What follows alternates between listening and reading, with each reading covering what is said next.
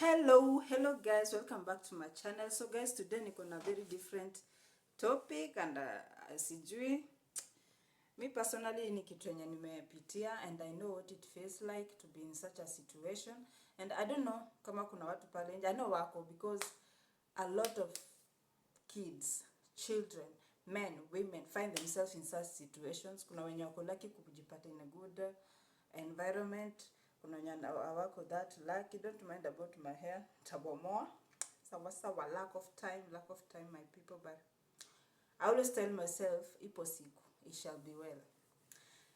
So guys, this thing of being, I think umeona hapo kwa not comment section, kwa title, being born out of wedlock, and I'm not saying it that so I discourage those people who are already in the situation. Carry on, strive hard as much as you can, because it's not an easy ride. And for me, I'm right here, a real example, because I was born out of wedlock and I gave birth out of wedlock. So it's it's like something that happened generationally, and I really pray God that it stops at me. Like none of my kids should give birth out of wedlock. Kids are a blessing. Trust me, they are a blessing. They are the people that keep us, My son is busy trying to open the door. They are the people that make us wake up in the morning. They're the people who make us strive for better. They're the people, they really get good things out of us. Unajua, yani una strive hard kuwork better ndo watoi wako waishi better. Unaona? So, women or ladies who are out there, hujakuwa married, haujakuwa ndasemaje, hujakuwa married na pia hujazaliwa out of wedlock. Please girls, please don't try this. Don't try to give birth out of wedlock. For those who have found themselves in that situation, we can only tell God to give us the strength that we need, because I also need that strength. There's so much that comes with it. Sometimes we don't even have the power or the strength or the wisdom or the courage or the spirit to just deal with it. No. So ladies, if you are dating a man, this man has not yet married you, you have no business of giving birth to this person, because aujui ata change mind sangapi, because this men will embarrass you. Mchana hivi juu ikiwaka juu. Don't do it all. It is not easy. Let me give you the disadvantages of giving birth out of wedlock. Number one, okay, let me give it in a way that me personally, what I went through in terms of being born out of wedlock. Me, first of all, I lived with my mom for a very long time, with my stepdad, who is just a father who stepped up. I don't really call him a stepdad. He's a father who stepped up no matter what. And as much as he was there, it kept like lingering in my brains that, hey, by the way, where is your father? No. That's something that kept disturbing me. Yes, babangu ndio huyu, that stepdad now, ananiprovidea, ananipeleka shule, anafanya nini, but there's that one thing that keeps inakusumbua to, like, where is my father? No. It's not an easy thing for you to have that lingering behind your, hapa tu nyuma, to something that keeps knocking you and asking you, na babako ako wapi? Na babako ako wapi? Na babako ako wapi? Not because umetritiwa vibaya, it's just something that you cannot get, you don't even know why you're even having such kind of feelings. So it wasn't easy, me being raised that way. And sometimes, even your parent, my mom, I could see her having some slight struggle of trying to make me feel better. I could see it, but I think it was in a way that she didn't really want to come out and niambie, by the way, najua this is najua una feel hivi, and story ni hivi na hivi. So we never really talked about it. So it's something, itasumbua mtoto wako. Trust me, it doesn't matter how you treat them. It doesn't matter kama the person you're married to will be the best dad to this girl or to this boy. It doesn't have always to be girls. Nasikia, even boys. Another thing that I went through is,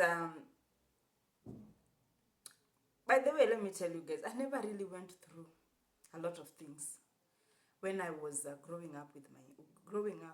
Similar to from kindergarten to high school to my fourth form, I was okay. Despite hizo lingering, hizo feelings out. So where is my father? What? I think in high school once or twice nilikuwa nasumbua mamangu, maybe kwa kitabu nataka kuandika jina fulani. Yani I want to in having that sense of belonging ilinisumbua, not because I didn't have a father who I had his surname. I had him. He was there. He paid my school fees, took care of me, but there's that thing. Kuna tu hiyo kitu inakusumbua tu. So from like all that high school high school ndo nilisoma madhe kidogo nini, but nothing to write about. So guys, maisha ilianza wakati nilimaliza form 4, and all of a sudden my dad appeared. Yeah. Yes. Hey, my dad appeared, and for me actually ni kama venye unaambianga Mungu usitume mtu, shuka we mwenyewe. Mimi niliona Mungu ameshuka, amenitembelea, na like guys, that was it for me. Like my dad is here. I have a dad actually. Na kichwa ilikuwa kubwa. And I grow this my head. My head was big until it was reduced. Hi. But this life can humble you. Anyway, so he appeared, and I had a really, I think I was ecstatic. I was in ecstasy to know that I actually had a dad. And the fact that he was well off, even it just sent me to, I don't know where it sent me to. I was just, I don't know. But I went through a lot after meeting him. Now I was fighting for a sense of belonging. I was fighting for love. I was fighting, not really fighting, but struggling to be loved. Struggling to, what's the name by the way? To fit in. Yeah, that's the word. Struggling to fit in. And the environment was not even giving me any easy time to fit in, my dears. It was hard. It was hectic. It was, guy. And remembering, this is a person whom we meet. All of a sudden, you guys are living together. All of a sudden, things are changing. All of a sudden, he's not protecting you. He's not there for you. He doesn't give a fuck what is happening to you. Like, you are on your own. After him coming into your life, you did not even look for him. So girls, kitu ninaweza waambia from this, by the way, I'll give you your story on my next video, I guess. Yeah. So guys, the thing is, I really regretted ever wishing to meet him. Siko baya. I really did regret, because I was like, be careful what you wish for, because I don't even know what I was wishing for. I really wished for my dad, and I wish he didn't appear in my life, so that I could still sit somewhere and still wish for him. I love him. He's my dad, but that's how fight goes. We really have nothing. We don't connect. We don't. In anything you can ever imagine, a father and a daughter, we don't. And it's hard, because when I moved out to go and see, a lot happened, and that one created a lot of stress, a lot of straining in my relationship with my mom, with my relationship with my stepdad, and it is something that has really made me to lack sense of belonging. Hawajanifukuza, I go to visit and all that shit, but man, I don't have a sense of belonging. I don't feel like I'm home. Sometimes I look around and I'm like, man, I really did fuck up my life. Because I feel like I was in Form 4, I was mature enough to reason, but man, I didn't. I lacked sense. But it's okay. So girls, giving birth out of wedlock is not your cup of tea. You're not ready to start now fighting. Maybe now trying to, like, right now, by the way, let me tell you, my daughter, who I gave birth out of wedlock, now lives with me. I'll give you that story. I think I gave you, lives with me right now. She's in school. But when she comes, my other kids, bado hawajakuwa na hiyo sense of sisterhood.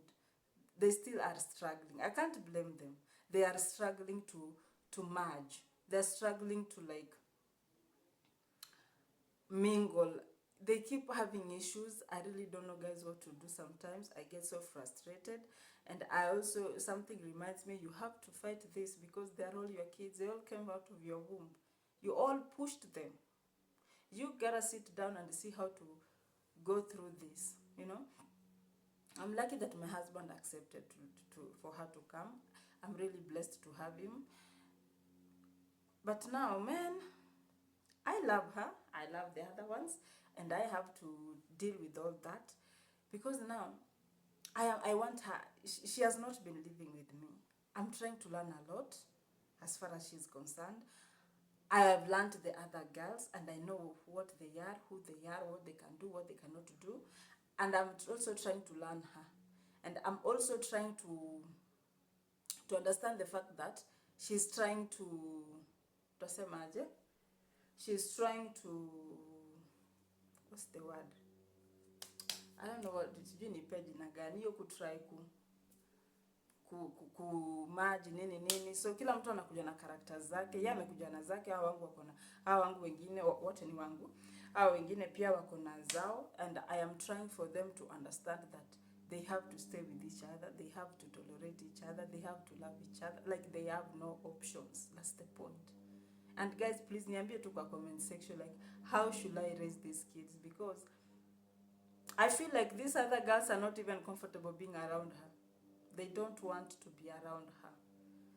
And I also don't blame them because they have never had a big sister. They have always considered them the big ones because they are twins. Now there's this person who has come. Now they're feeling like the space is being invaded. And I cannot even scold them because I understand that feeling. Hey, but what kind of position is this, my people? I'm confused. I have to understand her, that she's trying to, you know, I don't know, she's trying to merge, but pia kuna hiyo aspect ya mtu kuwa na tabia yake kivyake ambao maybe watu wengine hawatakubaliana nayo. And it's ndasemaje, it's a gradual growth, it's a gradual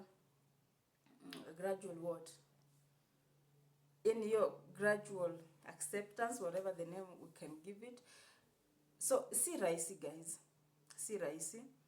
On top of it, I'm still giving you an advice. On top of, it's not too easy to have a man who will accept your daughter or your son. It's not easy. Hata anaweza muaccept na wazazi wake wakatae kumuaccept.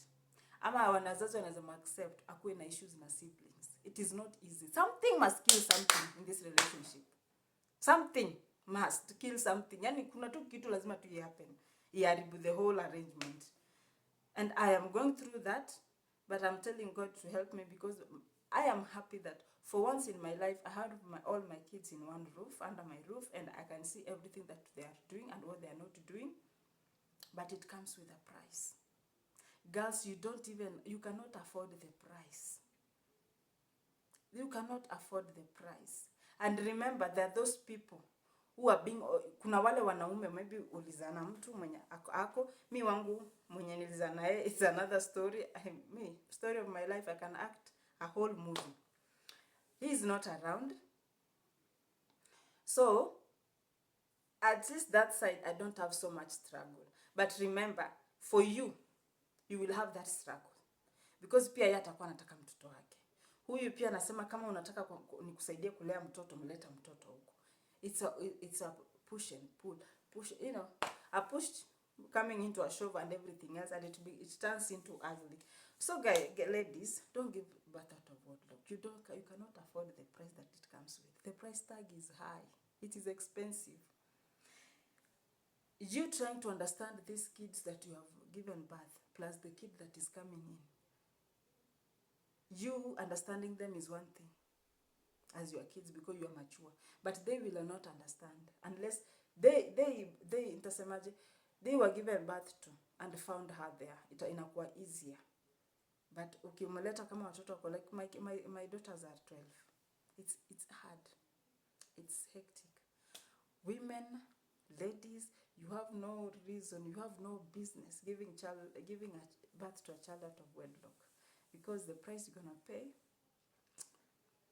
I don't think you can afford it. Anyway, guys, give this video a like, a subscribe, and a comment.